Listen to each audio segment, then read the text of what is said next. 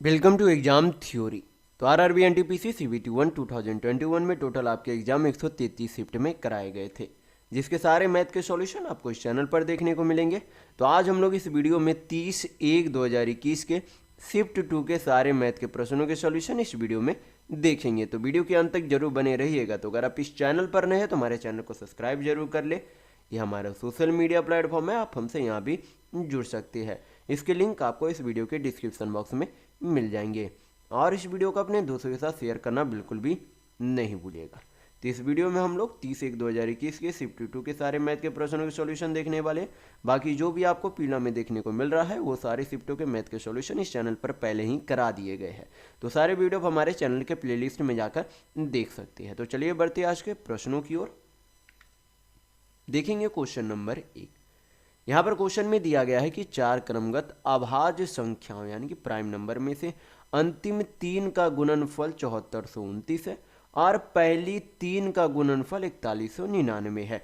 तो इन अभाज्य संख्याओं में से सबसे बड़ी संख्या कौन सी है, ये आपसे पूछा जा रहा है। तो यहाँ पर जो है सबसे बड़ी संख्या किन में गुणनफल होगी यानी कि किस में गुणज होगी, तो ये जो अंतिम जो 3 अभाज्य संख्याओं का गुणनफल है उनमें ही आपकी सबसे बड़ी अभाज्य संख्या गुणज होगी।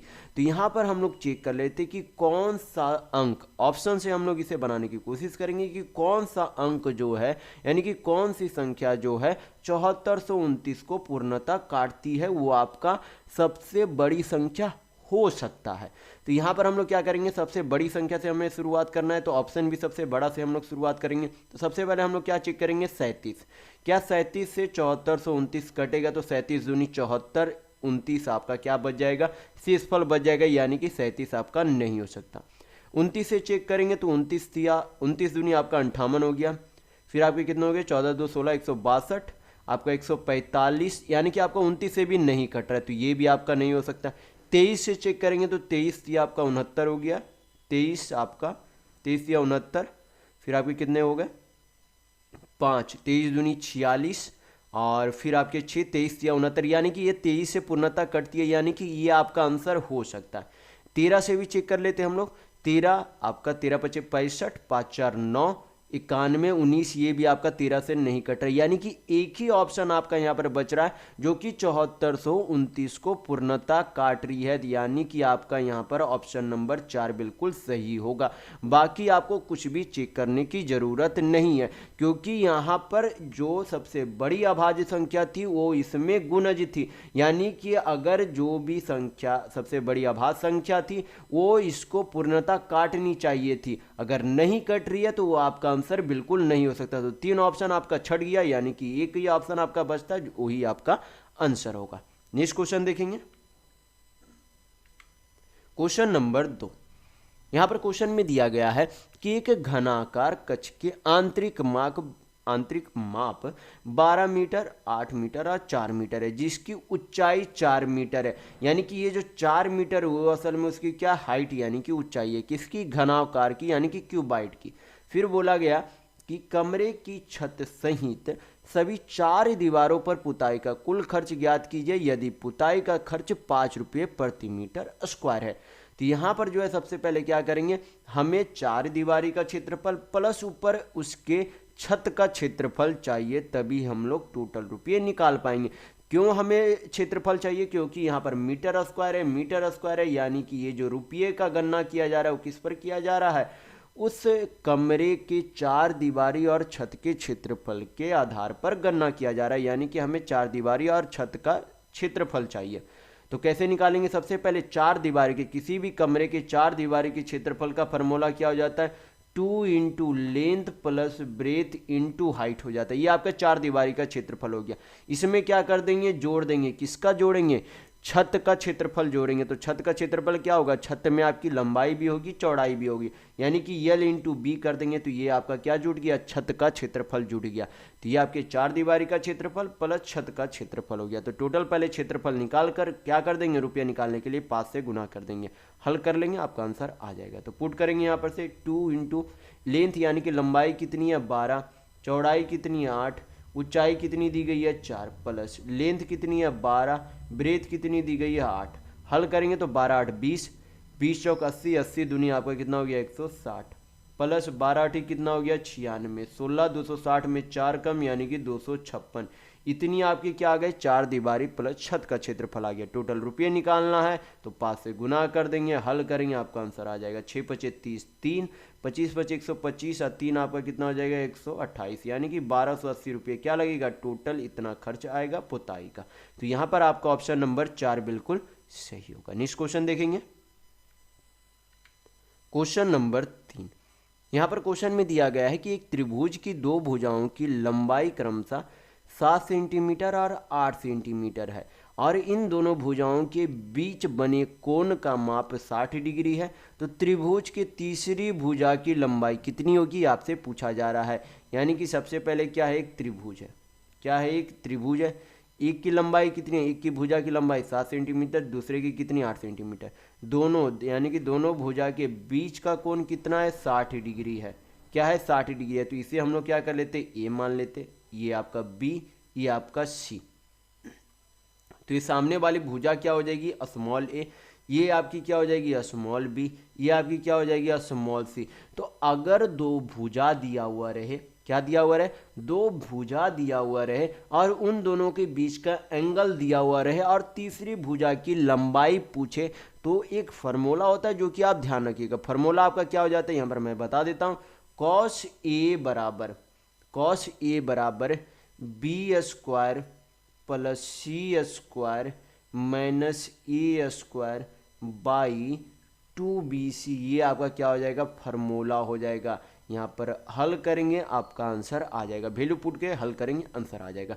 कॉस ए, तो एंगल ए का मान कितना है 60 डिग्री, तो कॉस 60 का मान कितना हो जाएगा हाफ यानी कि 1/2 बराबर ए का वैल्यू यहाँ पर क्या है, ए का वैल्यू तो हमें निकालना है। सबसे पहले यहाँ पर बी का वैल्यू कितना 8 है, तो 8 का स्क्वायर करेंगे तो कितना हो जाएगा 64 प्लस सी का वैल्यू कितना 7, 7 का स्क्वायर करेंगे 49 माइनस क्या हो जाएगा आपका ए स्क्वायर बाई आपका क्या हो जाएगा 2bc, तो 2b आपका कितना 8, सी आपका कितना है 7, हल कर लेंगे आंसर आएगा आपका 2 से 2 चला गया, 8 7 56 माइनस आपका कितना हो जाएगा 64 प्लस 49 करेंगे तो 6 4 10 9 4 13, यानी कि 113 बराबर आपके क्या हो जाएंगे माइनस ई स्क्वायर। तो यहाँ पर से वैल्यू कितना आ जाएगा आपका माइनस ई स्क्वायर बराबर माइनस आपका कितना हो जाएगा -57 हो जाएंगे, तो माइनस से माइनस चला गया, ए स्क्वायर बराबर 57 है, तो ए बराबर आपका वैल्यू कितना हो जाएगा √57 यानी कि √57, ये आपका ए का वैल्यू आएगा। तो यहाँ पर आपका ऑप्शन नंबर 2 बिल्कुल सही होगा। नेक्स्ट क्वेश्चन देखेंगे क्वेश्चन नंबर 4। यहाँ पर क्वेश्चन में दिया गया है कि दो रेलगाड़ी ए और बी नामक स्टेशन से चलना शुरू करती है और एक दूसरे की ओर क्रमशः 60 किलोमीटर प्रति घंटा और 70 किलोमीटर प्रति घंटा की चाल से चलती है। उनके मिलने के समय दूसरी रेलगाड़ी पहली रेलगाड़ी की तुलना में 100 किलोमीटर अधिक दूरी तय कर चुकी होती है। तो आपसे पूछा जा रहा है कि ए और बी के बीच की दूरी ज्ञात कीजिए कि कितनी है। तो सबसे पहले हमें क्या निकालना होगा, समय निकालना होगा कि टोटल जो है ये 100 किलोमीटर जब मिलता है तो 100 किलोमीटर अधिक दूरी तय कर चुका है कौन, पहली रेलगाड़ी, तो कितने समय में ये अधिक दूरी तय किया है उसका हमें क्या निकालना होगा, समय निकालना होगा। तो समय का फॉर्मूला क्या होता है, तो आपका टाइम बराबर क्या हो जाता है डिस्टेंस बाई स्पीड होता है, यानी कि समय बराबर दूरी बटा चाल होता है। तो ये फॉर्मूला ध्यान रखिएगा। तो यहाँ पर जो हमें क्या निकालना है, टाइम यानी कि समय निकालना है। तो दोनों के बीच का जब मिलता है तो दूरी का अंतर कितना हो जाता है, तो 100 किलोमीटर अधिक दूरी कौन चढ़ चुका है, पहली बारी रेलगाड़ी। और जब दोनों जो है क्या है, दोनों का चाल अलग अलग है, तो दोनों के चाल का अंतर कितना हो जाएगा, एक 60 किलोमीटर प्रति घंटा की चाल से चलता है और दूसरी 70 किलोमीटर की चाल से चलती है। तो दोनों के चाल का अंतर कितना हो जाएगा 10 किलोमीटर प्रति घंटा। हल करेंगे, 1 चला गया तो आपका कितना आ गया 10 आवर, यानी कि जब दोनों आपस में मिलते हैं तो दोनों रेलगाड़ी कितने घंटे चल चुके होते हैं, 10 घंटे चल चुके होते हैं। यानी कि पहली रेलगाड़ी भी कितने घंटे चली, तो 10 घंटे चली और दूसरी रेलगाड़ी भी कितने घंटे चली, तो 10 घंटे चली है। तो हमें क्या निकालना है, टोटल दूरी निकालना है। तो डिस्टेंस बराबर आपका क्या हो जाएगा, डिस्टेंस बराबर टाइम इंटू स्पीड हो जाएगा। क्या हो जाएगा, डिस्टेंस बराबर टाइम इंटू स्पीड, यानी कि दूरी बराबर चाल इंटू समय होगा।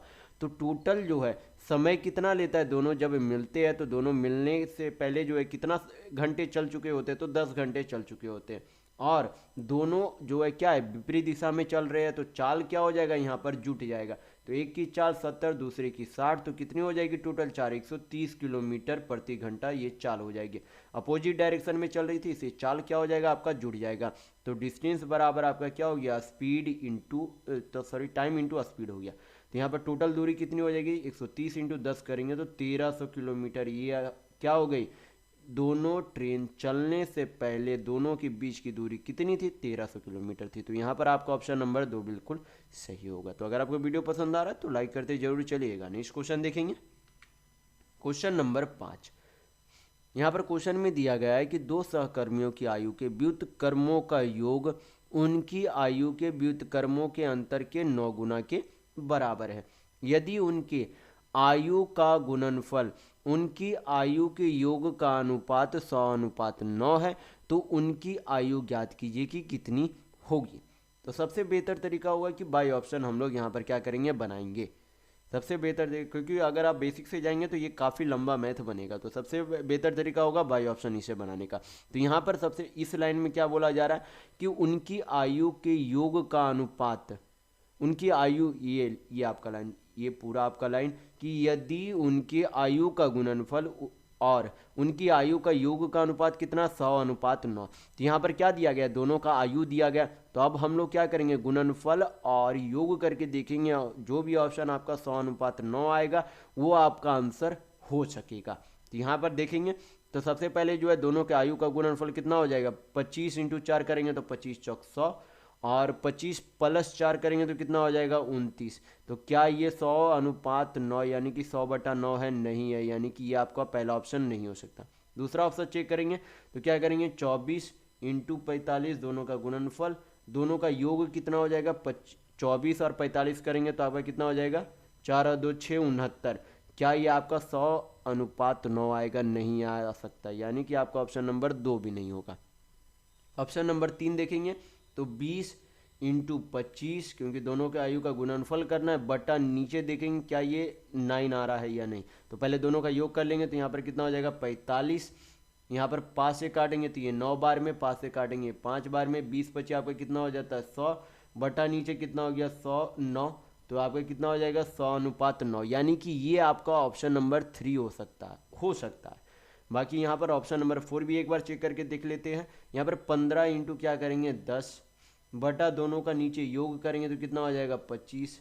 हल करेंगे ये 5 से, ये कितने बार में, 3 बार में, 5 से 10 2 बार में, ये कितना आ जाएगा, 6/1, यानी कि 6:1 आएगा। लेकिन हमें क्या चाहिए, 100:9, यानी कि आपका ऑप्शन नंबर 4 भी नहीं हो सकता। तो एक ही ऑप्शन आपका यहाँ पर चढ़ता है, यानी कि आपका ऑप्शन नंबर यहाँ पर 3 बिल्कुल सही होगा। तो सबसे बेहतर तरीका बाय ऑप्शन ही बनाने का है। नेक्स्ट क्वेश्चन देखेंगे, क्वेश्चन नंबर 6। यहाँ पर क्वेश्चन में दिया गया है कि जब 0.434343 इस तरीके से आपका नंबर चलता हुआ जा रहा है डेसिमल में, तो आपसे पूछा जा रहा है कि इसका प्राप्त परिणाम, यानी कि इसका सिंप्लीफाई करेंगे तो कौन सा आंसर आएगा। तो यहाँ पर हमें क्या दिख रहा है, 434343 का रिपीटेशन दिख रहा है। तो यहाँ पर हम लोग जो है इसे इस तरीके से लिख सकते हैं कि 0.43 पर क्या है, रेकरिंग है। और तो जितने संख्या पर रेकरिंग होता है उतना क्या होता है, डेसिमल के बाद अगर जितनी अंकों पर रेकरिंग है उतना क्या होगा, नीचे, अगर रेकरिंग हटाया जाएगा तो उतना 9 नीचे आएगा, यानी कि 4 3 टोटल कितने अंकों पर रेकरिंग है, 2 अंकों पर, तो उतना बार क्या आएगा, नीचे 9 आएगा, यानी कि आपका सिंप्लीफाई करने पर आंसर कितना होगा, 43/99। तो यहाँ पर आपका ऑप्शन नंबर 4 बिल्कुल सही होगा। नेक्स्ट क्वेश्चन देखेंगे, क्वेश्चन नंबर 7। यहाँ पर क्वेश्चन में दिया गया है कि 4 अंकों की वह बड़ी से बड़ी संख्या ज्ञात कीजिए जो 66 से पूर्णतः विभाज्य है। तो 66 से कटने का नियम क्या होगा, वह संख्या 11 से भी कटनी चाहिए, 6 से यानी कि वो 3 से भी कटनी चाहिए, 2 से भी कटनी चाहिए, यानी कि जो संख्या, ये जो 4 ऑप्शन दिया गया है वो चारों, जो ऑप्शन आपका 11 से भी कटेगी, 3 से भी कटेगी और 2 से भी कटेगी, वो क्या होगी, पूर्णतः 66 से भी कटेगी। तो हम लोग चेक कर लेते हैं। सबसे पहले 2 से कटने का नियम क्या होता है, इकाई अंक 2 से कटना चाहिए। 6 2 से कट रहा है, यानी कि हो सकता है 4 भी 2 से कट रहा है, ये भी हो सकता है, 6 भी हो सकता है, 7 नहीं हो सकता, यानी कि एक ऑप्शन आपका छट गया। 3 से अब देखेंगे 3 से कटने का नियम क्या होता है, उनका जो भी अंक दिया गया उनके डिजिट का सम क्या होना चाहिए, 3 से कटना चाहिए, तो पूरी संख्या 3 से कटेगी। तो ये इनके डिजिट का सम कितना हो जाएगा, 9 9 18, 6 6 12, 30, यानी कि ये 3 से कट रही है 30, तो ये आपका ऑप्शन हो सकता है, मतलब यानी कि ये 3 से कट रही है। 7 6 13, 13 5 18, 4 22, तो ये 3 से नहीं कट रही, यानी कि ये नहीं हो सकता। यहाँ पे चेक करेंगे 9 4 13, 13 3 16, 9 4 13, 13 3 16, 16 6 22, ये भी आपका नहीं हो सकता। एक ही ऑप्शन बच रहा है, यानी कि आपका ऑप्शन नंबर 1 बिल्कुल सही होगा। तो सबसे बेहतर तरीका आपका यही है चेक करने का, या फिर आप डायरेक्ट यहाँ पर डिवाइड करके भी देख सकते हैं, या फिर आप अगर बेसिक से बनाना चाहते हैं तो इस तरीके से बना सकते हैं कि क्या करेंगे, 66 को 4 अंकों की सबसे बड़ी संख्या क्या होती है, 4 अंकों की सबसे बड़ी संख्या 9999 होती है।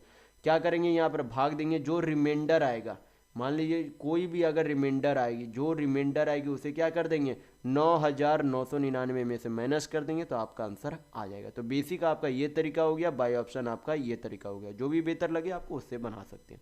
नेक्स्ट क्वेश्चन देखेंगे, क्वेश्चन नंबर 8। यहाँ पर क्वेश्चन में दिया गया है कि एक व्यक्ति ने 28 किलोमीटर की दूरी 8 घंटे में तय की। उसने यात्रा का कुछ भाग 2 किलोमीटर प्रति घंटा की चाल से पैदल चलकर तथा शेष भाग जो है 6 किलोमीटर प्रति घंटा की चाल से साइकिल द्वारा पूरा किया। तो पैदल चलकर तय की गई दूरी कितनी है, ये आपसे पूछा जा रहा है। तो यहाँ पर हम लोग कौन सा फॉर्मूला लगाएंगे, समय। समय बराबर क्या होता है, दूरी बटा चाल होता है, यानी कि टाइम बराबर डिस्टेंस बाई स्पीड होती है। तो फार्मूला ध्यान रखिएगा। तो यहाँ पर जो है, यहाँ पर पैदल द्वारा तय की गई दूरी पूछा जा रहा था। यहाँ पर मान लेते कि पैदल द्वारा तय की गई दूरी कितनी है, x किलोमीटर है। कितनी है, मान लिया कि पैदल द्वारा तय की गई दूरी x किलोमीटर है। तो x किलोमीटर की दूरी कितने की चाल से जाता है, 2 किलोमीटर प्रति घंटा की चाल से। तो समय बराबर दूरी बटा चाल।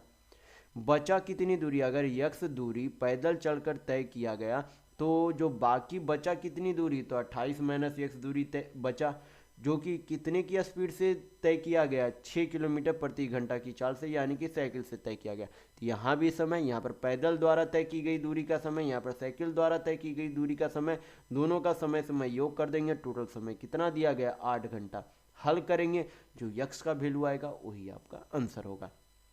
तो हल कर लेंगे, यहाँ पर से 2 और 6 का एलसीएम 6, यहाँ पर कितना हो जाएगा, 3x माइनस x यानी कि 2x, प्लस कितना हो जाएगा 28, बराबर कितने हो जाएंगे 8।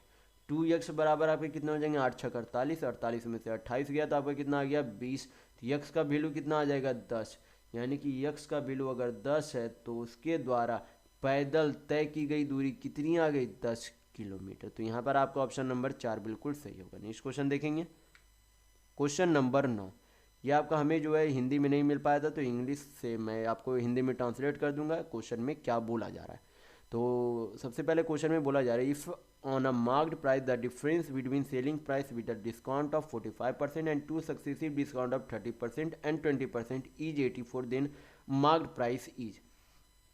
तो यहाँ पर पूछा जा रहा है, बोला जा रहा है कि अगर किसी वस्तु के अंकित मूल्य पर 45% का छूट दिया जाए या फिर 2 सक्सेसिव डिस्काउंट, यानी कि आपका जो है लगातार डिस्काउंट यानी कि लगातार छूट दिया जाए, एक छूट 30% का दिया जाए, दूसरा छूट 20% का दिया जाए। तो यहाँ पर बोला गया कि मार्क्ड प्राइस पे एक छूट अगर 45% का दिया जाए या फिर उस पर 2 कंजिक्यूटिव डिस्काउंट यानी कि लगातार डिस्काउंट दिया जाए, तो दोनों के छूट का जो अंतर है क्या है, दोनों का जो सेलिंग प्राइस का अंतर है, छूट का अंतर नहीं, सेलिंग प्राइस, यानी कि आपका विक्रय मूल्य का जो अंतर है वो कितने रुपये का, 84 रुपये का। तो आपसे पूछा क्या जा रहा है कि दिन द मार्क्ड प्राइस इज, यानी कि अंकित मूल्य उस वस्तु का कितने रुपये का, वो आपसे पूछा जा रहा है। तो किसी वस्तु का अंकित मूल्य जो है खुद में कितना होता है, 100% होता है। कितने होते हैं, 100% होते हैं। और जो छूट दिया जाता है वो हमेशा किस पर दिया जाता है, मार्क्ड प्राइस यानी कि अंकित मूल्य पर ही दिया जाता है। तो पहला छूट कितने का है, 45%। ओवरऑल पहला छूट 45% का है, लेकिन दूसरा जो आपका क्या है, 2 छूट कंजिक्यूटिव छूट है। तो अगर 2 कंजिक्यूटिव डिस्काउंट यानी कि लगातार छूट दिया जाए, तो हमें उसे ओवरऑल डिस्काउंट निकालने का एक फार्मूला होता है, जो कि ध्यान रखिएगा क्या होता है, A plus B minus A into B by 100 होता है। ये जब दो छूट दिया हुआ है तो ओवरऑल छूट निकालने का ये फार्मूला होता है। तो पुट करेंगे यहाँ पर ए प्लस बी, तो ए कितना है 30, बी कितना है 20, तो 30 अब 20 आपका कितना हो जाएगा 50 माइनस 30 इंटू 20 बटा नीचे कितना हो जाएगा 100। हल करेंगे, एक शून्य दो शून्य से दो शून्य चला गया, 3 दूनी 6, तो 50 में से 6 जाएगा तो आपका कितना हो जाएगा 44। यानी कि पहले बार में 45% का छूट दे रहा है, दूसरे बार में 44% का ओवरऑल छूट दे रहा है। तो दोनों का छूट प्रतिशत में अंतर कितना हो गया, तो 1% का अंतर हो गया। तो ये जो 1% छूट किसके बराबर है, इस 84 रुपये के बराबर है। यानी कि 1% का वैल्यू कितने के बराबर है, 84 रुपीज़ के बराबर है। हमें क्या चाहिए, 100% का वैल्यू चाहिए। तो अगर 1% का वैल्यू 84 रुपये, तो 100% का वैल्यू कितना हो जाएगा 8400 रुपये होगा। तो यहाँ पर आपका ऑप्शन नंबर 1 बिल्कुल सही होगा। नेक्स्ट क्वेश्चन देखेंगे, क्वेश्चन नंबर 10। यहाँ पर क्वेश्चन में दिया गया है कि एक खिलौना कार का विक्रय मूल्य 540 रुपये है। यदि दुकानदार ने इस पर 20% का लाभ कमाया हो तो इस खिलौना कार का क्रय मूल्य ज्ञात कीजिए कि कितना होगा। तो यहाँ पर जो है सबसे पहले क्या करेंगे, 20% का फ्रैक्शन वैल्यू निकालेंगे। कितना हो जाएगा 1/5। 20% का फ्रैक्शन वैल्यू कितना हो जाता है 1/5। यानी कि 5 यूनिट की किसी वस्तु पर 1 यूनिट के क्या किया गया, उस वस्तु को लाभ पर बेचा गया। यानी कि 540 यूनिट का सामान कितने यूनिट में बेचा गया था, यानी कि 540 रुपये में बेचा गया। यूनिट में कितने में बेचा गया, 5 यूनिट का सामान 1 यूनिट के लाभ पर, यानी कितने में बेचा गया 6 यूनिट में बेचा गया। कितना उसका जो है क्रय मूल्य था, तो 5 यूनिट था, तो 5 से गुना कर देंगे। हल करेंगे, आपका क्या निकल जाएगा सीपी यानी कि क्रय मूल्य आ जाएगा। 6 से काटेंगे 540 को कितने बार में, आपका 90 बार में चला जाएगा। 9 पचे आपका कितना हो जाएगा 45, यानी कि 450 रुपये क्या आ गया, उस वस्तु का क्रय मूल्य आ गया। तो यहाँ पर आपका ऑप्शन नंबर 1 बिल्कुल सही होगा। नेक्स्ट क्वेश्चन देखेंगे, क्वेश्चन नंबर 11। यहाँ पर क्या दिया गया है, साइन इनवर्स आपका क्या दिया गया है 1/2 दिया गया है, का मुख्य प्रिंसिपल वैल्यू क्या होगा। तो सिंपल सा है 1/√2 जो है साइन कितने डिग्री का मान है, जो है 1/√2 होता है, तो साइन 45 का मान होता है।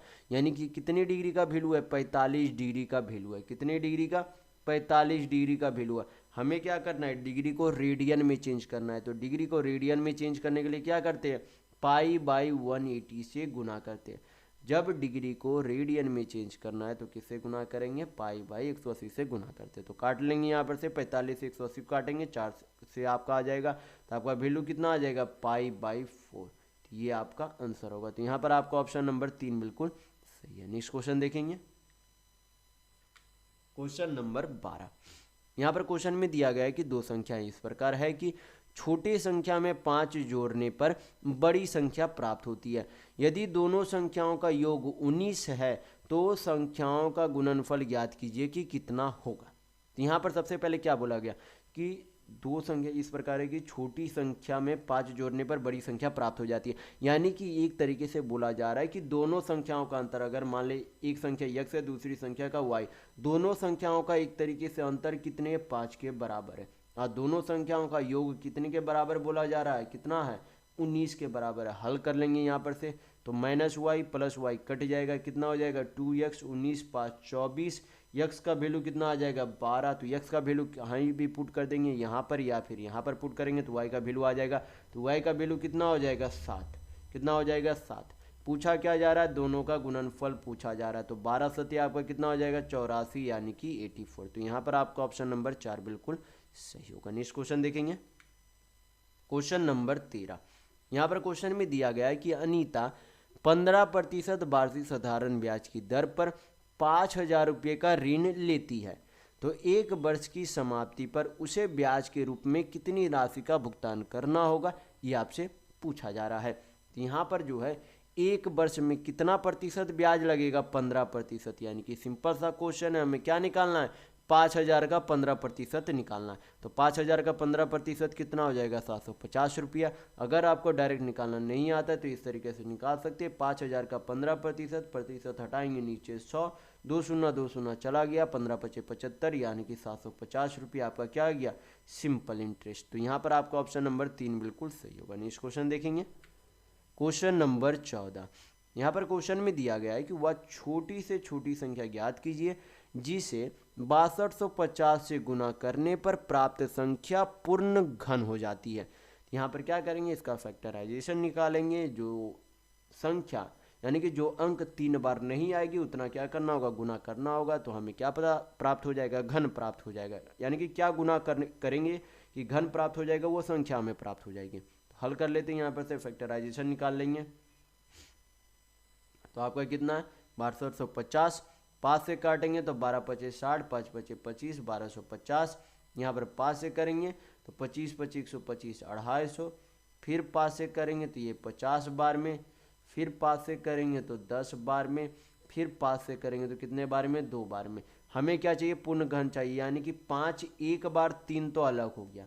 फिर आपका 5 कितने बार है, 2 बार है। यानी कि हमें कितना घन चाहिए, तो इसे 3 बार बनाना होगा। तो 1 5 तो आपका गुना होना ही चाहिए।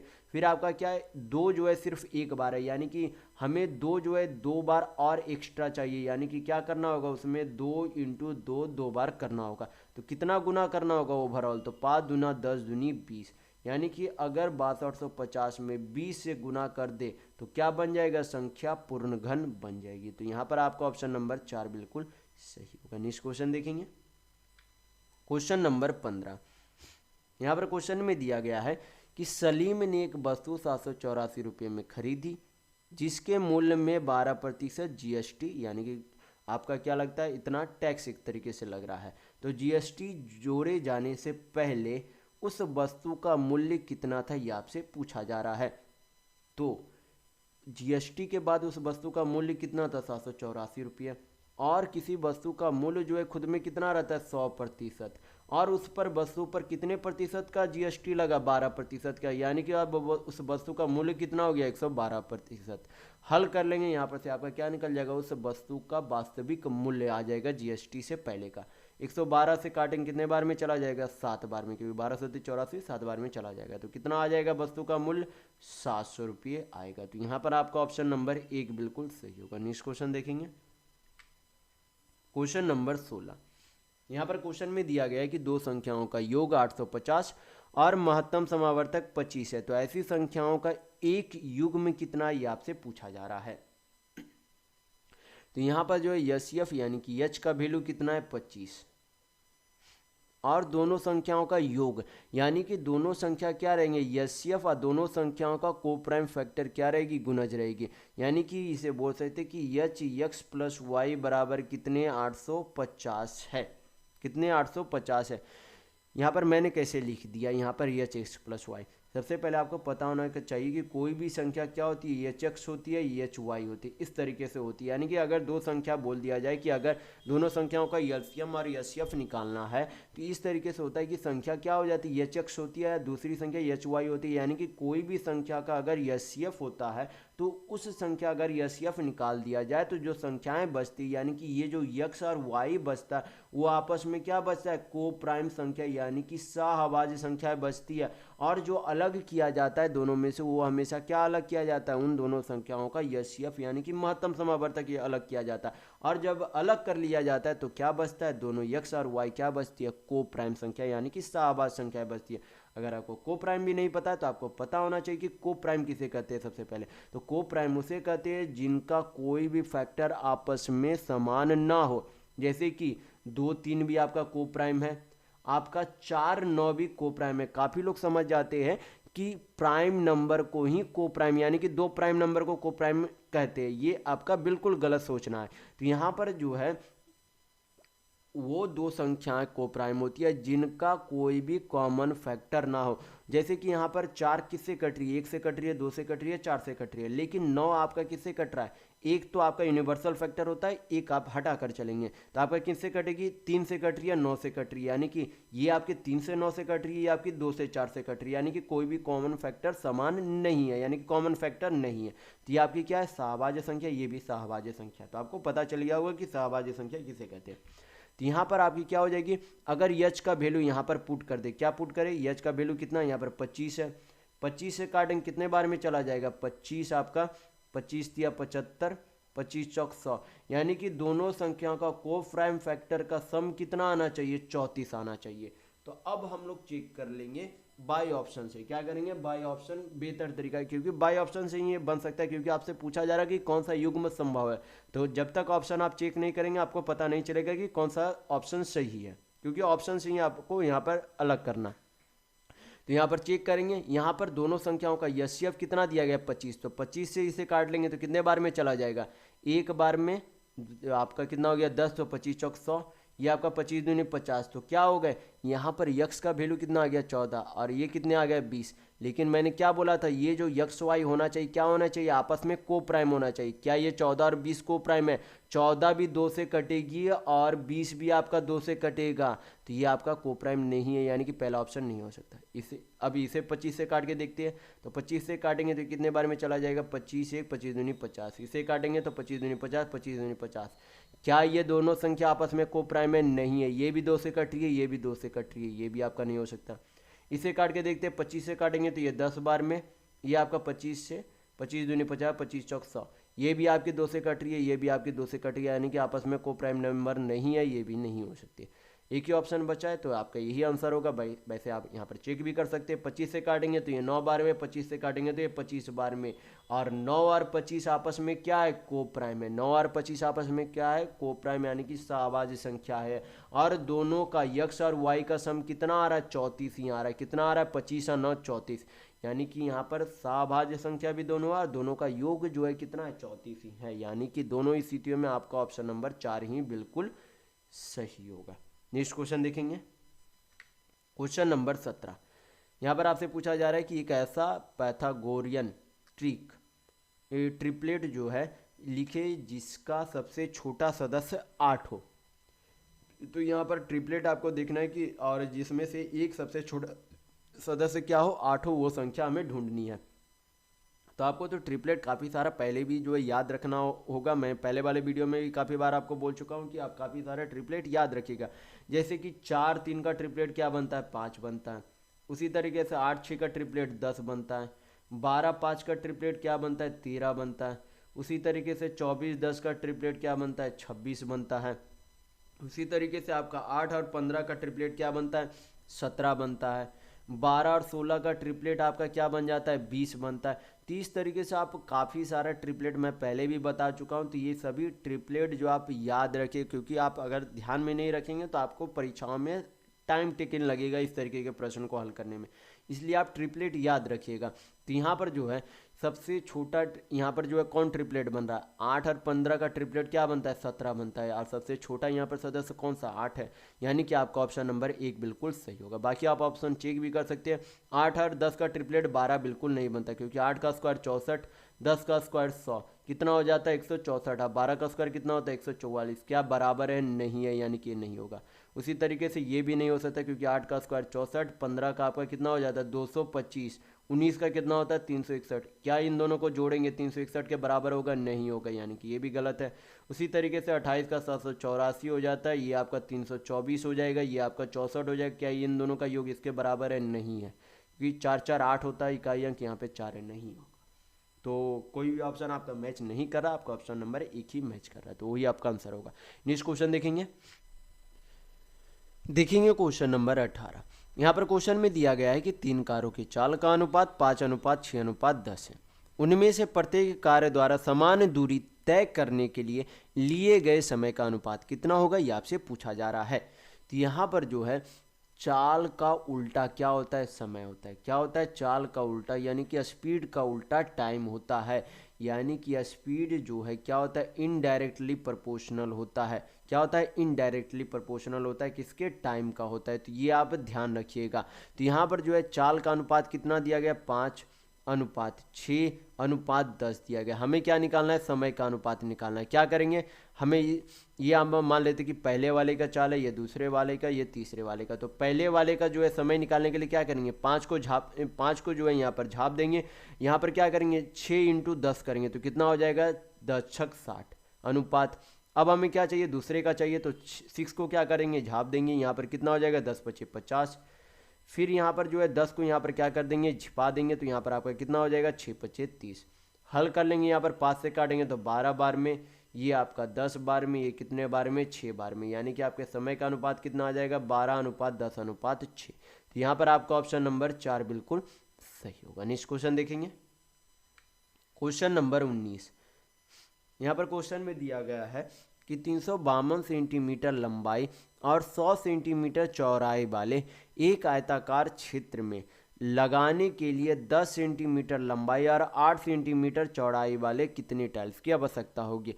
तो क्या करेंगे, इसके क्षेत्रफल को इसके क्षेत्रफल से डिवाइड कर देंगे, आपका टाइल्स की संख्या आ जाएगी।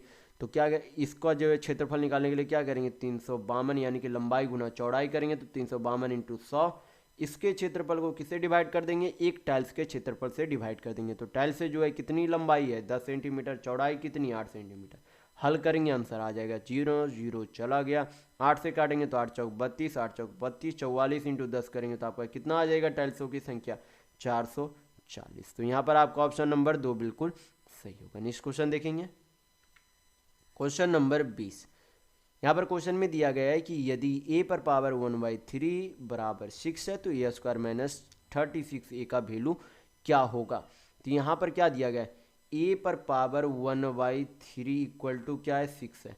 तो इधर अगर क्यूब रूट है तो उधर भेजेंगे तो क्या हो जाएगा, क्यूब हो जाएगा। क्या हो जाएगा आपका, 6 का क्यूब। तो कितना हो जाता है 6 का क्यूब, 6 छक 36 छक 216, यानी कि a का वैल्यू कितना आ गया, 216।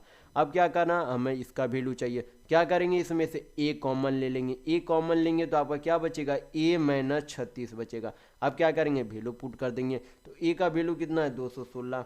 अंदर a का वैल्यू कितना है, 216, माइनस क्या कर देंगे, 36। तो 216 इंटू 216 माइनस 36 करेंगे तो कितना आ जाएगा, 16, 20 गया यानी कि 180।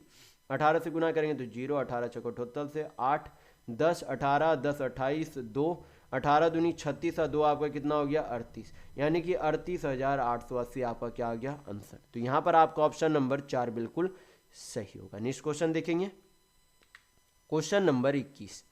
यहाँ पर क्वेश्चन में दिया गया है, क्या दिया गया, यक्स का वैल्यू दिया गया और आपसे क्या पूछा जा रहा है, √x प्लस 1/√x का वैल्यू पूछा जा रहा है, यानी कि √x का वैल्यू पूछा जा रहा है। तो यहाँ पर क्या करेंगे, सबसे पहले √x का वैल्यू निकालेंगे। तो √x का वैल्यू निकालने के लिए क्या करेंगे, √x बराबर रूट आपका कितना हो जाएगा, 7 + 4√3। यहाँ पर क्या करेंगे, ये जो आपका होता है असल में क्या होता है, 2ab होता है। तो अगर 2 यहाँ पर काट दे तो ये आपका क्या बच जाएगा, 2√3 आपका ab बचेगा। तो ab क्या पुट करे कि उसका स्क्वायर का योग करने पर 7 और उसका ab गुना करने पर 2√3 आएगा। यानी कि अगर मान लें कि a जो है कितना है, √3 है और b कितना है आपका, a जो आपका √3 है और सॉरी a यहाँ पर मान लेते 2 है, a यहाँ पर 2 है और b आपका कितना है यहाँ पर √3 है। ये आपका क्या बन जाएगा, होल स्क्वायर बन जाएगा। ये फिर यहाँ पर आपका क्या हो जाएंगे, अंडर रूट हो जाएंगे। तो आपका वैल्यू कितना आ जाएगा यहाँ पर से 2 + √3, ये आपका क्या आ गया, √x का वैल्यू आ गया। अब क्या कर देंगे यहाँ पर से, अब हमें यहाँ पर सिर्फ √x का वैल्यू आया, तो 1/√x का वैल्यू कितना हो जाएगा। तो यहाँ पर क्या कर देंगे, 1/2 + √3, क्या करेंगे 1/2 + √3, रेशनलाइज करेंगे तो आपका कितना आ जाएगा, 2 - √3। तो अब हमें √x का भी वैल्यू पता है, 1/√x का भी वैल्यू पता है। क्या करेंगे, यहाँ पर वैल्यू पुट करेंगे, आपका आंसर आ जाएगा। तो √x का वैल्यू कितना है, 2 + √3, 1/√x का वैल्यू कितना है, तो 2 - √3 है। हल करेंगे, √3 चला गया, 2 2 4 आपका आंसर आ जाएगा। तो यहाँ पर आपका ऑप्शन नंबर 1 बिल्कुल सही होगा। नेक्स्ट क्वेश्चन देखेंगे, क्वेश्चन नंबर 22। यहाँ पर cot थीटा π/2 माइनस थीटा बराबर 1/√3 दिया गया। आपसे क्या पूछा जा रहा है, cos थीटा का वैल्यू क्या होगा। तो यहाँ पर क्या हो जाएगा, π/2 माइनस थीटा, यानी कि cot किस में चेंज हो जाएगा, tan में चेंज हो जाएगा, यानी कि tan थीटा बराबर आपके कितने हो जाएंगे, 1/√3। तो कितने डिग्री का मान, यानी कि थीटा का वैल्यू क्या रहेगा कि 1/√3 वैल्यू आ जाए। तो थीटा का वैल्यू यहाँ पर आपका क्या हो जाएगा, 30 डिग्री। कितना हो जाएगा, 30 डिग्री वैल्यू हो जाएगा। तो अब हमें क्या चाहिए, थीटा का वैल्यू यहाँ पर पुट करेंगे तो क्या चाहिए हमें, cos 30 डिग्री का वैल्यू चाहिए। तो cos 30 डिग्री का वैल्यू कितना हो जाता है, √3/2। कितना हो जाएगा आपका, √3/2। तो यहाँ पर आपका ऑप्शन नंबर 1 बिल्कुल सही होगा। नेक्स्ट क्वेश्चन देखेंगे, क्वेश्चन नंबर 23। यहाँ पर क्वेश्चन में दिया गया है कि एक बैग में 3,000 रुपये है जिसमें 50, 100 और 10 रुपये मूल्य वर्ग के नोट है। यदि 100, 50 और 10 रुपये के नोटों का अनुपात क्रमशः 5:8:10 है तो बैग में 50 मूल्य वर्ग के नोटों की संख्या ज्ञात कीजिए कि कितनी है।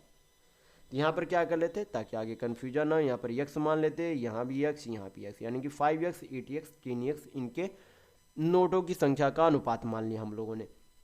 तो सबसे पहले क्या करेंगे, टोटल रुपये निकाल लेते हैं किस यक्स के अनुपात के हिसाब से। तो 100 रुपये के कितने नोट है, 5x नोट है, तो कुल जो है मूल्य कितना हो जाएगा 100 रुपये का, तो 100 इंटू 5x करेंगे तो कितना हो जाएगा 500x, कितना हो जाएगा 500x प्लस 50 रुपये के कितने नोट है 8x, तो टोटल मूल्य कितना हो जाएगा 8×25 400x प्लस 10 रुपये के कितने नोट है 10x नोट है, तो कितने हो जाएंगे टोटल 100x। और टोटल कुल रुपये कितने हैं, इधर भी आपका टोटल रुपये निश्चित रूप से कितना दिया गया था 3,000 रुपया दिया गया था। हल करेंगे 5 4 9 1 10, यानी कि 1,000 यक्स बराबर कितने रुपये के बराबर है 3,000 रुपये के बराबर है। तो यक्स का वैल्यू कितना आ जाएगा 3। पूछा क्या जा रहा है 50 रुपये वाले नोटों की संख्या पूछी जा रही है। तो 50 रुपये वाले नोटों की संख्या कितनी थी 8 यक्स थी, तो यक्स का वैल्यू यहाँ पर कितना आया 3। तो टोटल नोटों की संख्या कितनी हो जाएगी 8 3 24 यानी कि 24 होगी। तो यहाँ पर आपका ऑप्शन नंबर 2 बिल्कुल सही होगा। नेक्स्ट क्वेश्चन देखेंगे, क्वेश्चन नंबर 24। यहाँ पर क्वेश्चन में दिया गया है कि एक संख्या 3 से बड़ी है लेकिन 8 से कम है, इसके साथ ही यह 6 से बड़ी है लेकिन 10 से छोटी है, तो वह संख्या कौन सी है। यानी कि जो भी संख्या वो क्या है 3 से बड़ी है लेकिन 8 से छोटी है, क्या है 8 से छोटी है। फिर बोला गया दूसरे बार में कि जो भी संख्या वो क्या है 6 से बड़ी है लेकिन क्या है 10 से छोटी है। हमें क्या पता चल रहा है कि वह संख्या 6 से भी बड़ी है और 8 से भी छोटा है। तो 6 से बड़ा और 8 से छोटा कौन सी संख्या है 7, क्योंकि यहाँ पर जो है हमें क्या पता चल रहा है कि जो संख्या वो 8 से छोटी है और जो संख्या वो क्या है 6 से बड़ी भी है। तो 6 से बड़ी और 8 से छोटी कौन सी संख्या है 7 है, यानी कि वह संख्या कौन सी है 7। तो यहाँ पर आपका ऑप्शन नंबर 1 बिल्कुल सही होगा। नेक्स्ट क्वेश्चन देखेंगे, क्वेश्चन नंबर 25। यहाँ पर क्वेश्चन में दिया गया है कि एक समबाहु त्रिभुज यानी कि इक्विलैटरल ट्रायंगल का परिमाप कितना है 36√3 मीटर है, तो इसकी ऊंचाई ज्ञात कीजिए कि कितना होगा। तो सबसे पहले क्या दिया गया परिमाप। परिमाप क्या होता है, परिमाप होता है तीनों यानी कि तीनों भुजाओं का योग। तीनों समान भुजाएं होती, तो अगर 3 से डिवाइड कर दे तो क्या निकल जाएगा समबाहु त्रिभुज की भुजा यानी कि साइड निकल जाएगी। तो साइड आपका कितना आ जाएगा, यहाँ पर काटेंगे तो 12 बार में यानी कि 12√3 क्या आ गई समबाहु त्रिभुज की भुजा की लंबाई आ गई। लेकिन हमें क्या चाहिए हाइट यानी कि ऊंचाई चाहिए। तो अगर आपकी भुजा दिया हुआ रहे हाइट निकालने के लिए आपसे पूछा जाए तो हाइट निकालने का फॉर्मूला क्या होता है √3/2 इंटू क्या हो जाता है साइड होता है √3/2 इंटू साइड। ये आपका क्या हो जाता है हाइट निकालने का फॉर्मूला होता है। क्या करेंगे वैल्यू पुट करेंगे आपका आंसर आ जाएगा √3/2 इंटू साइड आपका कितना दिया गया है 12√3 दिया गया। हल करेंगे 2 से काटेंगे 12 को 6 बार में चला जाएगा √3 3 हो जाएगा 6 18 मीटर आपकी क्या आ गई उस समबाहु त्रिभुज की ऊंचाई यानी कि हाइट आ गई। तो यहाँ पर आपका ऑप्शन नंबर 4 बिल्कुल सही होगा। नेक्स्ट क्वेश्चन देखेंगे क्वेश्चन नंबर 26। यहाँ पर क्वेश्चन में दिया गया है कि दो व्यक्तियों की आयु का अंतर 15 वर्ष है। यदि 5 वर्ष पूर्व बड़े व्यक्ति की आयु छोटे व्यक्ति की आयु से दोगुनी थी तो उनकी वर्तमान आयु कितनी है, ये आपसे पूछा जा रहा है। तो यहाँ पर सबसे पहले क्या बोला गया कि 5 वर्ष पूर्व जो बड़ा वाला व्यक्ति है वो छोटे वाले व्यक्ति से 2 गुना आयु का है। यानी कि जो बड़ा वाला अगर छोटा वाला मान ले कि यक्स आयु का तो बड़ा वाला 5 वर्ष पूर्व कितना हो जाएगा 2x हो जाएगा। वर्तमान लाने के लिए इसमें क्या करेंगे यहाँ पे 5 साल जोड़ देंगे, यहाँ पे 5 साल जोड़ देंगे, यानी कि छोटे वाले का उम्र कितना है x + 5 और बड़े वाले का उम्र कितना है वर्तमान 2x - 5 और दोनों का उम्र का अंतर कितना दिया गया है 15 वर्ष के बराबर दिया गया है। हल कर लेंगे यहाँ पर से आपका क्या आ जाएगा वर्तमान आयु हम लोग फिर आसानी से निकाल पाएंगे। तो हल कर लेते हैं यहाँ पर से सबसे पहले हम लोग तो 2x - x तो x आ जाएगा +5 - 5 चला जाएगा x बराबर आपकी कितने आ गए 15। तो x का वैल्यू अगर 15 है तो पूछा क्या जा रहा है दोनों की वर्तमान आयु। तो अगर x का वैल्यू 15 है तो यहाँ पर बड़े वाले का जो है कितना उम्र हो जाएगा 15 दूनी 30 30 5 कितना हो जाएगा 35 और छोटे वाले का आपका कितना हो जाएगा 15 15 5 20 हो जाएगा। यानी कि बड़े वाले की उम्र 35 और छोटे वाले की कितनी है 20। तो यहाँ पर आपका ऑप्शन नंबर 3 बिल्कुल सही होगा। नेक्स्ट क्वेश्चन देखेंगे क्वेश्चन नंबर 27।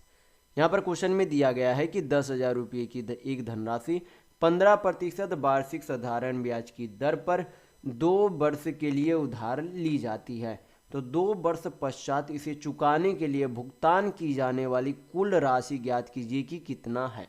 यहाँ पर जो है 1 वर्ष में क्या बोला जा रहा है कि 1 वर्ष का साधारण ब्याज कितना है 15%, और टोटल कितने साल के लिए जो है ब्याज पर लगाया जाता है 2 साल के लिए। तो अगर 1 साल में 15% ब्याज मिलता है तो 2 साल में कितना मिल जाएगा 15 दूनी 30% क्या मिल जाएगा साधारण ब्याज, जो कि कितने रुपये पर मिलेगा 10,000 रुपये पर 30% का ब्याज मिलेगा। तो हल कर लेंगे, यहाँ पर से आपका क्या निकल जाएगा सिंपल इंटरेस्ट निकल जाएगा, उससे मूलधन में जोड़ देंगे आपका टोटल अमाउंट आ जाएगा। परसेंट हटाएंगे नीचे कितना हो जाएगा 100, 2 शून्य चला गया, 100 × 30 करेंगे तो कितना आ जाएगा 3,000 रुपये। 3,000 रुपये कितने पर ब्याज लगता है, यानी कि ये तो आपका क्या है ब्याज, ब्याज को क्या करेंगे मूलधन में जोड़ देंगे तो आपका क्या आ जाएगा टोटल अमाउंट यानी कि मिश्र धन आ जाएगा। मिश्र धन आपके कितने हो जाएंगे यहाँ पर से 13,000 रुपये। तो यहाँ पर आपका ऑप्शन नंबर 4 बिल्कुल सही होगा। नेक्स्ट क्वेश्चन देखेंगे, क्वेश्चन नंबर 28। यहाँ पर क्वेश्चन में दिया गया है कि किसी त्रिभुज की 3 माध्यिकाओं की लंबाई 3 सेंटीमीटर, 6 सेंटीमीटर और 5 सेंटीमीटर है। तो आपसे पूछा जा रहा है कि त्रिभुज का क्षेत्रफल ज्ञात कीजिए कि कितना है। तो यहाँ पर क्या दिया गया माध्यिका दी गई है, क्षेत्रफल आपसे पूछा जा रहा है। तो जब आपकी किसी त्रिभुज की माध्यिका दिया हुआ है और आपसे क्या पूछा जाए क्षेत्रफल पूछा जाए तो उसका फार्मूला होता है जो कि आप ध्यान रखिएगा। फार्मूला आपका क्या हो जाता है 4/3 under root s minus A s minus B s minus C होता है। ए बी सी यहाँ पर हम लोगों ने क्या माना, ए माना पहला वाला मीडियन, बी माना दूसरा वाला मीडियन, सी मान लिया तीसरा वाला मीडियन, और यस आपका यहाँ पर क्या हो जाता है सेमी मीडियन होता है। क्या होता है सेमी मीडियन होता है, यानी कि तीनों मीडियनों का योग का आधा क्या हो जाता है यस का वैल्यू होता है। यानी कि यस आपका क्या हो जाएगा median 1 plus median 2 plus median 3, यानी कि माध्यिका बटा आपका कितना हो जाएगा 2। ये आपका क्या हो जाता है यस का वैल्यू होता है। तो ये फार्मूला है, माध्यिका दिया हुआ है, क्षेत्रफल पूछे तो ये फार्मूला आप पुट करेंगे। सिंपल सा क्वेश्चन है, सिर्फ आपको फार्मूला पता होना चाहिए। तो हल कर लेते हैं यहाँ पर से 4/3 यस का वैल्यू कितना आ जाएगा आपका, तीनों माध्यिका जोड़ेंगे तो 6 3 9 5 14, 14 का आधा कितना हो जाएगा 7। यहाँ पर पुट कर देंगे तो आपका कितना हो जाएगा यस का वैल्यू 7, यस माइनस 1 करेंगे तो कितना हो जाएगा 7 में से 3 गया 4, 7 में से 6 गया 1, 7 में से 5 गया 2। हल कर लेंगे यहाँ पर से 4/3 साचक 28 दूनी 56, यानी कि 4/3 अंडर रूट 56 सेंटीमीटर स्क्वायर। ये क्या आ गया त्रिभुज का क्षेत्रफल। तो यहाँ पर आपका ऑप्शन नंबर 3 बिल्कुल सही होगा। नेक्स्ट क्वेश्चन देखेंगे, क्वेश्चन नंबर 29। यहाँ पर क्वेश्चन में दिया गया है कि यदि 4% चीनी युक्त 8 लीटर विलयन को उबालने पर 2 लीटर पानी वाष्पित होता है तो शेष विलयन में चीनी का प्रतिशत कितना, ये आपसे पूछा जा रहा है। तो सबसे पहले हम लोग क्या करेंगे, यहाँ पर हम लोग निकाल लेते हैं कि 4 यानी कि 8 लीटर में चीनी का मात्रा कितना लीटर था। तो यहाँ पर निकालने के लिए क्या करेंगे 8 का क्या निकालेंगे 4% निकालेंगे। क्या निकालेंगे 8 का 4%। तो ये आपका क्या निकल गया चीनी का, यानी कि चीनी का जो है जो लीटर में जो मात्रा है वो यहाँ पर मात्रा निकल गई। अब हमें तुलना किससे करना है, ये तो आपकी चीनी की मात्रा हो गई। अब जो है तुलना किससे करेंगे नए विलयन से तुलना करेंगे। तो नया विलयन कितना, यानी कि नया मिश्रण कितना है, पहले 8 लीटर था, 8 लीटर में से 2 लीटर वाष्पित हो गई, यानी कि नया जो है मिश्रण कितना है, तो नया मिश्रण 8 - 2 यानी कि 6 लीटर है। प्रतिशत में वैल्यू चाहिए तो क्या करेंगे 100 से गुना करेंगे, हल करेंगे आंसर आ जाएगा।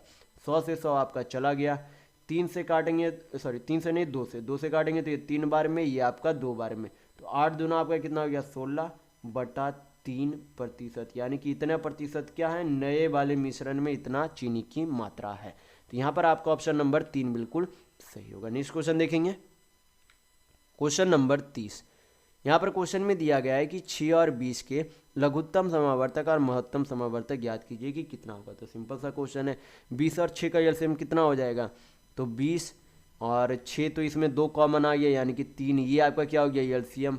हमें आप क्या चाहिए एचसीएफ, एचसीएफ आपका कितना हो जाएगा 20 और 2, 20 और 6 में कॉमन फैक्टर हमें क्या दिख रहा है हाईएस्ट कॉमन फैक्टर 2 दिख रहा है, यानी कि एचसीएफ कितना हो जाएगा 2, एलसीएम कितना हो गया 20 या 60, यानी कि एलसीएम 2 और एचसीएफ कितना हो गया, ये सॉरी एलसीएम 60 और एचसीएफ कितना हो गया 2। तो यहाँ पर आपका ऑप्शन नंबर 4 बिल्कुल सही होगा। नेक्स्ट क्वेश्चन देखेंगे, क्वेश्चन नंबर 31, ये आपका क्या है, ग्राफ का क्वेश्चन है। ग्राफ में क्या दिया गया है, यहाँ पर बोला जा रहा है कि नीचे दिए गए पाई आरेख में एक शहर के विभिन्न पेशेवरों की संख्या के बंटन को प्रदर्शित किया गया है। निम्न पाई आरेख का अध्ययन करें और दिए गए प्रश्नों का उत्तर दें। यहाँ पर जो अलग अलग जो है सेक्टर में कितने कितने जो है लोग जो है यानी कि काम करते उतने उतने को यहाँ पर डिग्री में दर्शाया गया। क्वेश्चन में देखेंगे पूछा क्या जा रहा है। क्वेश्चन में पूछा जा रहा है कि यदि किसी शहर की कुल जनसंख्या 2,224 यानी कि 2,50,000 है तो शहर में अभियंताओं की संख्या लगभग कितनी होगी, आपसे पूछा जा रहा है। तो टोटल पॉपुलेशन जो आपकी कितनी है, 2,50,000 है, यानी कि 4 शून्य। कितना डिग्री जो है अभियंता का है, 65 डिग्री है। टोटल कितने डिग्री में से, एक सर्कल आपका 360 डिग्री होता है, टोटल 360 डिग्री में से हल करेंगे आपका आंसर आ जाएगा। जो आंसर आएगा वो किस में आएगा, लगभग में आएगा, आपका एग्जैक्ट वैल्यू नहीं आएगा। हल कर लेते, शून्य शून्य चला गया। 36 से क्या करेंगे, डिवाइड करेंगे किसको, 65 इंटू यानी कि 65 इंटू 2500 को गुना करेंगे। 2 शून्य तो पहले 25 25 125, 5 12 25 6 150, 12 आपका कितना हो जाएगा 162। हल करेंगे 36 144 यानी कि 144 यहाँ पर आपका हो गया, कितना बच जाएगा यहाँ पर आपका शेष, तो 16 2 18, 50 12 6 18 से ये आपका यहाँ पर 185, 36 25 180 यानी कि लगभग जो आपका कितना आ जाएगा यहाँ पर 45,000 आ जाएंगे। कितने आ जाएंगे, लगभग आपके 45,000 आएंगे। यानी कि आपका ऑप्शन नंबर 2 बिल्कुल सही होगा। नेक्स्ट क्वेश्चन देखेंगे, क्वेश्चन नंबर 32, यहाँ पर आपका क्या है, ग्राफ से में क्वेश्चन में देखेंगे पूछा क्या जा रहा है। क्वेश्चन में पूछा जा रहा है कि शिक्षक की तुलना में लिपिकों कर्मचारियों की संख्या यानी कि लिपिक कर्मचारियों की संख्या कितनी गुना है, ये आपसे पूछा जा रहा है। तो शिक्षक की कितनी, 80 डिग्री। लिपिक की आपकी कितनी दी गई है यहाँ पर, 70 डिग्री। कितना गुना यहाँ पर पूछा जा रहा है, तो मान लेते x गुना होगा। तो यहाँ पर हल करेंगे, x का जो वैल्यू आएगा वही आपका आंसर होगा। तो x बराबर आपके कितना आ जाएंगे, शून्य शून्य चला गया। 8/7 आपका कितना आ जाएगा, 1.1 बचा, तो फिर से एक आपका 3, तो 7 चौक 28 यानी कि 1.14 गुना लगभग आपकी इतनी होगी। तो यहाँ पर आपका ऑप्शन नंबर 2 बिल्कुल सही होगा। नेक्स्ट क्वेश्चन देखेंगे, क्वेश्चन नंबर 33, ये आपका क्या है, ग्राफ के क्वेश्चन है, आपका अलग ग्राफ है। यहाँ पर क्या बोला जा रहा है ग्राफ में, कि ग्राफ में विभिन्न कक्षाओं में लड़कों और लड़कियों के परीक्षा परिणाम को प्रदर्शित किया गया। यानी कि ये जो है बताया गया है कि ये जो आपका ब्लू वाला वो आपका क्या है, लड़का यानी कि इतने लड़के लोग जो है क्या होते हैं, इतने प्रतिशत लड़के जो है क्या हो जाते हैं, पास हो जाते हैं। यानी कि जो भी है रिजल्ट इतने का दिया जाता है। और ये जो आपका लड़की जो ऑरेंज में है वो आपकी लड़की है, यानी कि 60% लड़कियां जो है क्या होती है, रिजल्ट प्रदर्शित किया जाता है। उस तरीके से यहाँ पर सभी दिए गए हैं। क्वेश्चन में देखेंगे पूछा क्या जा रहा है। क्वेश्चन में पूछा जा रहा है कि किस कक्षा में लड़कों के प्रदर्शन और लड़कियों के प्रदर्शन का अनुपात 3:2 है। यानी कि जो प्रतिशत दिया गया है किसका अनुपात 3:2 आ रहा, वही आपका क्या होगा, आंसर होगा। तो सबसे पहले छठा में आपका कौन सा है, यहाँ पर देखेंगे तो 80 अनुपात कितना है, 70 है। तो कितना हो जाएगा कटने के बाद, 8:7। लेकिन हमें चाहिए क्या, 3:2 चाहिए, यानी कि ये नहीं हो सकता, पहला ऑप्शन नहीं होगा। दूसरा चेक करेंगे कौन सा है, सातवां कितने, 40 और 60 है, कितने हो जाएंगे, 2:3 होंगे। हमें क्या चाहिए, 3:2, ये उल्टा हो रहा है यानी कि गलत है। 8वां चेक करेंगे तो 8वां आपके कितने, 90:60 है। 30 से काटेंगे कितना आ जाएगा आपका, 3:2। हमें कितना चाहिए, 3:2 ही चाहिए था, यानी कि आपका ऑप्शन नंबर 3 बिल्कुल सही होगा। नेक्स्ट क्वेश्चन देखेंगे, क्वेश्चन नंबर 34, ग्राफ आपका क्या है, सेम है। क्वेश्चन में देखेंगे पूछा क्या जा रहा है। क्वेश्चन में पूछा जा रहा है कि दिए गई सभी कक्षाओं में लड़के और लड़कियों की कुल प्राप्त अंकों के औसत का अंतर क्या होगा, ये आपसे पूछा जा रहा है। तो यहां पर हम लोग क्या करेंगे, यहां पर हम लोग अंतर निकाल लेंगे। अंतर निकाल के फिर क्या करेंगे, उसका एवरेज निकालेंगे। अंतर निकालने के बाद हम लोग एवरेज निकाल लेंगे।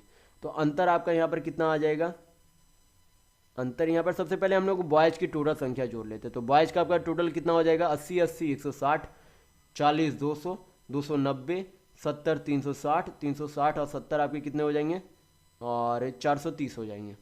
तो यानी कि बॉयज यानी कि लड़कों की संख्या कितनी हो गई, 430, सॉरी टोटल इतने प्रतिशत हो गए। यहाँ पर संख्या भी मान सकते, कोई भी दिक्कत नहीं है। तो 430 लड़के हो गए। यहाँ पर आपके कितने हो जाएंगे, 60 7 6 13, 13 6 19, 19 अच्छे 25, 25 8 आपके कितने हो जाएंगे, 8 5 13 33, 33 अच्छे 39, यानी कि 390 क्या हो गए, लड़कियां हो गए। टोटल अंतर कितने हो गए यहाँ पर से, 40 अंतर हो गए। लेकिन हमें औसत अंतर चाहिए, तो कितने हैं टोटल, 6 वर्ग अलग अलग है, तो 6 से डिवाइड कर देंगे तो कितना आ जाएगा, 6 चक 36, 4 6 6 36, 6 आपके चलते चले जाएंगे, यानी कि 6.67% लगभग इतना क्या है, अंतर है। तो यहाँ पर आपका ऑप्शन नंबर 3 बिल्कुल सही होगा। इस वीडियो में बस इतना ही। अगर आपको वीडियो पसंद आए तो लाइक कीजिएगा, नए हैं तो चैनल को सब्सक्राइब जरूर कर लीजिएगा। ये हमारा सोशल मीडिया प्लेटफॉर्म है, आप हमसे यहाँ भी जुड़ सकते हैं। इसके लिंक आपको इस वीडियो के डिस्क्रिप्शन बॉक्स में मिल जाएंगे। और इस वीडियो को अपने दोस्तों के साथ शेयर करना बिल्कुल भी नहीं भूलेगा। तो वीडियो में बस इतना ही। वीडियो के अंत तक बने रहने के लिए बहुत बहुत धन्यवाद। आशा करता हूँ आपका दिन शुभ हो।